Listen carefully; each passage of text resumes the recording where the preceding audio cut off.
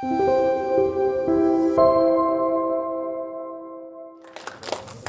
안녕하세요. 10분 동안 완전 래퍼로 숙사포를 해야 될 것 같은데 해보도록 하겠습니다. 포인터가 네, 찾았어요.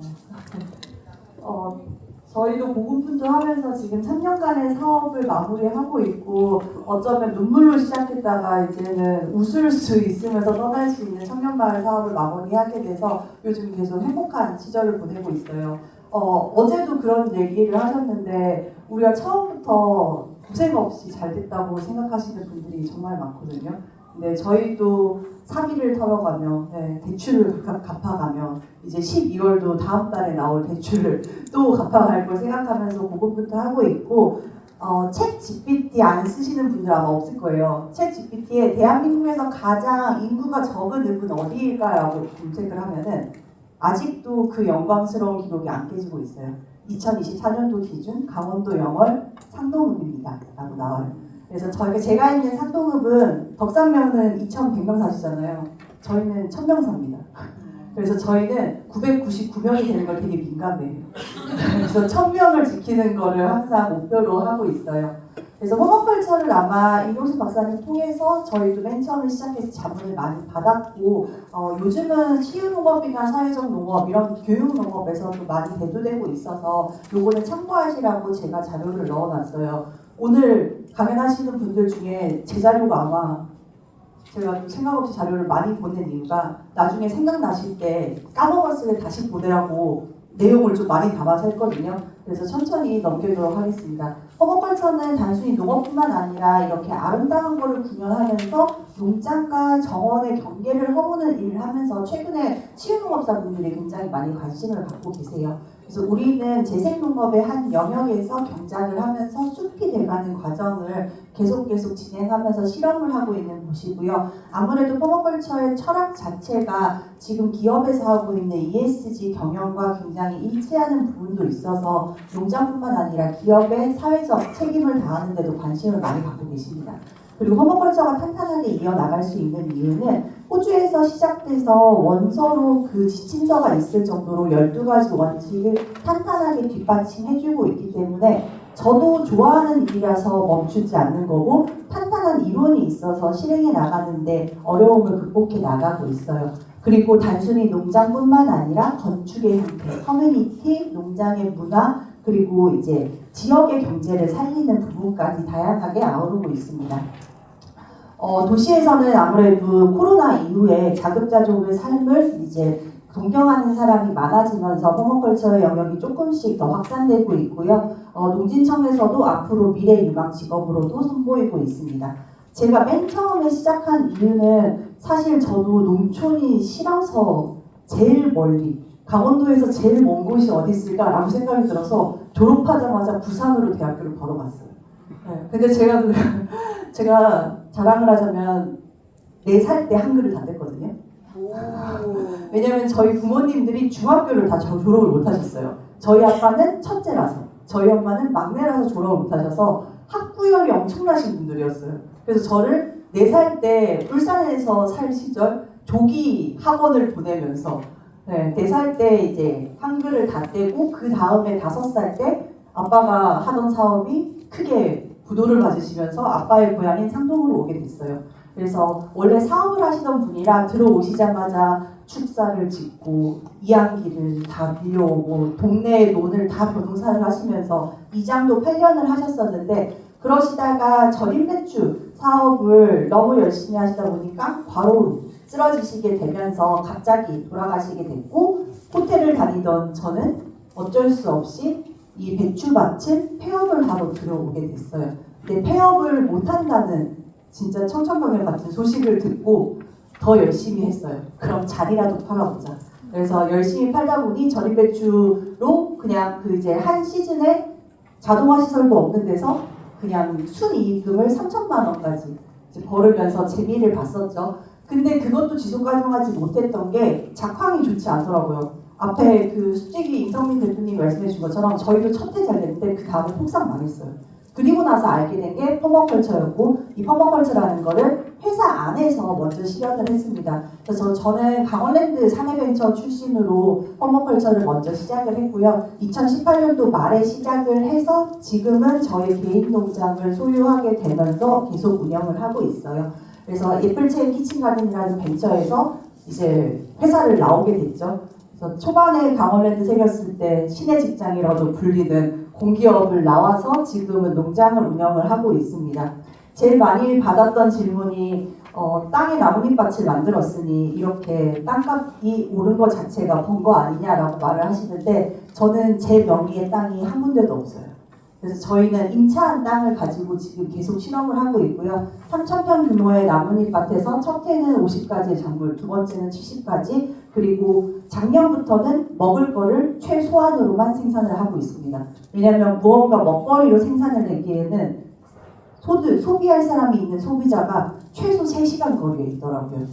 그러면서 지속 가능한 작물로 3,000평의 농장은 지금 다년생 허브로 전환을 하고 있고, 우리의 먹거리를 키울 수 있는 키친가든은 아주 자그마하게 집 옆으로 옮기기 시작을 했어요. 그래서 우리의 소출을 낼 수 있는 존3, 그리고 닭들이랑 과일 실수를 건강하게 재배하는 곳, 이 자급자족에 필요한 조닝을 새롭게 시작하면서 청년마을로 이제 시작을 하게 됐습니다. 사람이 오다 보니까 공간이 너무 필요하더라고요. 그래서 공간을 만들어지려면 돈이 필요하더라고요. 근데 돈이 필요하다고 얻어지는 게 아니다 보니 와 있는 친구들이 손을 모아서 숙소도 스트로베리 하우스로 고치고, 절임배추 공장이었던 곳을 교육장으로 바꿔서 지금은 교육과 농업을 병행하면서 지내고 있어요. 그러다 보니 매년 오시는 분들이 뭐가 바뀌었네요 하면서 우리는 아직도 변화하고 진화하고 있다고 얘기를 하고, 그러면서 저희가 청년마을에 될 수 있었던 것은 청년마을 시작하기 1년 전부터 저희 사비로 운영했던 이 지역살이 프로그램이었어요. 그래서 밥 먹은 프렌즈라는 프로그램을 겨울까지 해서 5개월 동안 운영을 했었었고, 그때 오인 30몇 명의 친구들이 저희의 좋은 레퍼런스가 돼서 청년마을 사업에 선정이 됐습니다. 그래서 저희는 정말 일상을 공유하는 게 중요하다고 생각을 해요. 이게 얼마나 좋아하는 일이고 많은 돈이 아니어도 재밌게 살 수 있다는 거. 그래서 지금은 삶의 형태까지 다양하게 아우르는 일들을 하고 있고요. 키우는 것서부터 지역이랑 사람들을 연결하는 일들을 하고 있어요. 도시의 사람들이 와서 여행하는 프로그램을 하기도 하고, 그리고 청년들이 와서 채식에 대한 경험을 공유하고 밭에서 여러 가지 활동을 해보는 일들로 하루하루를 채워나가고 있습니다. 그리고 아무래도 저는 상동읍이 인구가 적다는 것도 큰 메리트라고 생각을 하거든요. 그래서 걸어다니는 것만으로도 할머니, 할아버지의 인식전환이 됐으면 좋겠다라는 생각에 저희 쪽에 오시는 분들은 무조건 로컬 투어를 꼭 하고 있어요. 전국 3대 이 계곡도 상동에 있을 만큼 굉장히 청정한 곳이거든요. 그리고 제로웨이스트의 한 영역인 꼭 농사를 할 때 많이 투입이 되지 않아도 우리가 지속가능한 텃밭을 만들 수 있다는 의미에서 무언가 쓸모 없어진 것들을 다시 재해석해서 우리한테 필요한 것들을 만드는 것, 그리고 저는 성장하기 위해서 제일 중요한 게 사람이라고 생각을 하거든요. 그래서 한 번 연이 맺은 친구들은 매달 또는 분기별로 모여서 계속 연구하는 활동들, 그리고 우리만 잘 살면 사실 의미가 없어요.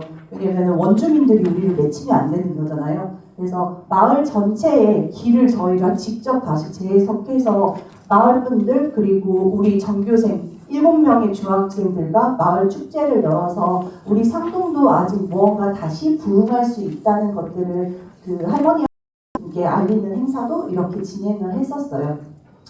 그리고 계속 실험을 하는 이유는 진짜 그거 것 같아요. 우리가 살아갈 상동이 얼마나 지속 가능한지. 그래서 도시 사람들이 좋아할 수 있는 이런 기후미식이라는 컨텐츠를 독일에서 직접 배워온 거를 가지고 상동에서 한 30명의 외부인들을 모아서 행사를 하는 것들을 하고, 이런 모습을 말로 하는 게 아니라 직접 어르신들한테 눈으로 보여드리고 있습니다. 그리고 본격적으로 하기 시작한 게 퍼머컬처에 대한 공부. 그래서 적극적으로 청년들을 유치하기 위해서 72시간 과정을 운영을 하고 있고요. 꼭 상동이 아니더라도 돌아가서 그 지역에서 이런 농장을 차릴 수 있도록 설계하는 것도 교육 과정에 녹여서 보여주고 있어요. 그래서 꼭 저는 우리 동네가 아니라 전국에 정말 퍼머컬처가 커지는 바람이 크기 때문에 계속 알리는 행사를 하고 있고요. 무엇보다 땅이 구하기 어렵고 자본이 없는 청년들의 가능성에 힘을 실어주고 있습니다. 이렇게 청년들이 모이고 지역 주민들이랑 화합할 수 있었던 건 저희가 다른 귀농귀촌, 다른 농업보다 퍼머컬처를 선택했기 때문에 지속 가능성이 조금 더 뾰족해지고 있는 것 같고, 드디어 지자체에서도 우리를 찾아주기 시작을 했어요. 그래서 강원도에서 모이는 청년 융복합 협의체에 저희를 6차 산업의 한 분류로 퍼머컬처를 인정해 주셔서 올해 제가 부회장을 맡게 됐어요. 그래서 청년들의 퍼머컬처에 지금 힘을 실어주는 일들도 하고 있고, ESG의 사회적 책임 부분이랑도 맞닿은 부분이 있어서 친환경 코스메틱 브랜드인 러쉬와도 협업을 해서 가능하다면, 정말 잘 이어진다면 내년에 생태 화장실을 적극적으로 만드는 프로젝트도 같이 기획을 하고 있습니다. 그래서 저희는 처음엔 저에서 시작을 했지만 지금은 정말 동료들이 생겼고, 이걸 지자체가 인정을 해주셨고 마을로 점점 퍼뜨려 나가고 있어요. 저희 1000명인데 제가 오면서 여기 충북대학교 학생 수 찾아보니까 17,000명이더라고요. 너무 신기하더라고요. 근데 저희가 1000명인 마을에 어제 카페를 열었어요. 그래서 첫날 매출이 진짜 무모하죠. 카페를 열었는데 첫날 매출이 어제 50만 원이 나왔어요. 그래서 우리 곱하기 이거 20 하면 먹고 살 수는 있겠다. 그래서 저희 정착한 친구들이 영 카페거든요. 그래서 저는 앞으로도 계속 전문가적인 친구들을 양성하는 데 힘을 쓸 거고, 물론 걱정도 많지만 좋아하는 일을 꾸준히 하니까 그게 4년이 쌓이니까 뭔가 일어나더라고요. 그래서 이제는 함께 나갈 수 있는 사람들과 전국적인 연대를 하려고 하고, 저는 이게 2년 전에도 왔었었는데 제천에 이렇게 사회적 농업 협회라는 이름으로 모인다는 자체가 되게 위대해 보였어요. 그래서 저희도 올해 한국 퍼머컬처 협회라는 거를 출범을 했고, 지금 회원 모집을 2주째 하고 있는데 2주 만에 지금 100분 정도가 모였어요. 그래서 전국 단위의 행사를 이제 많이 하려고 하고 있고, 이와 더불어서 저는 잘하는 게, 인정해 주시는 게 기획하는 거랑 사람들 연결하는 걸 잘한다고 얘기를 해주시더라고요. 그래서 그 강점을 가지고 호주에 있는 첫 발상지 만들었던 퍼머컬처 농장들과 연대하는 것, 그리고 전국의 거를 하나로 잇는 것, 그리고 이 안에서 뭔가 지속 가능한 경제적 자립 순환 체계를 세우는 것들을 하고 있습니다. 청년마을 만들기 지원 사업이라는 게 올해 없어졌어요. 정권이 바뀌면서. 그러다가 내년에는 다시 또 생길 수 있다는 가능성을 이야기를 하고 있어요. 청년마을 사업 맨 처음 했을 때 저희 담당 사무관님이 하셨던 말이거든요. 난 너네한테 성공할 걸 기대를 안 한다고. 청년마을 만들기 사업은 성공하고 실패하는 걸 판가름하는 게 아니라 실험하면서 성장하기만 한다면 우리는 믿는다고. 그래서 그때 행정안전부에 대한 인식이 많이 바뀌었어요. 지자체에 대한 인식도 많이 바뀌었고. 그래서 저는 정책에 대한 제안을 해달라고 하면은 우리가 먼저 바뀌어야 되지 않나라는 생각도 많이 하더라고요. 그래서 뭔가 연결점을 찾아서 이 계기를 빌어서 과장님께서도 가서 청년들이 잘 살 수 있는 정책을, 현장의 목소리를 많이 들어주셨으면 하겠습니다. 감사합니다.